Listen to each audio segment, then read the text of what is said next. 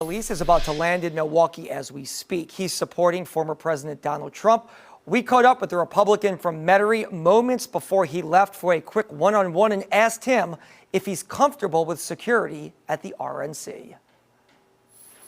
You're getting ready to head to the RNC right now. We've talked about security in light of what happened, the assassination attempt on President Trump 48 hours ago. Secret services are not adjusting security for the convention.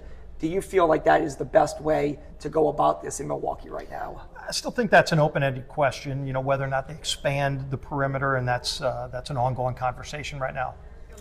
In light of what happened Saturday and what happened to you in 2017, does it just highlight how important security is for elected leaders, especially in the political environment that we're living in today, where it seems like you have people on both sides who get somewhat who have strong feelings about these issues? Yeah, and unfortunately, this is something that we've been dealing with for over 100 years. A lot of similarities they've been pointing out with Teddy Roosevelt and the President Trump attempted assassination.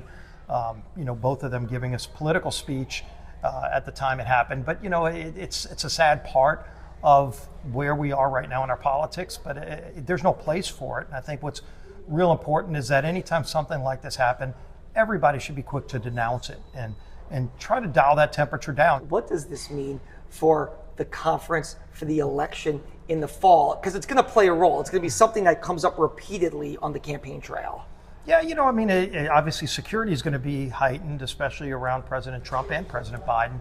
But I would hope that we see both sides really just focus on the issues. We get to the business of really establishing what the ticket is going to be going into November.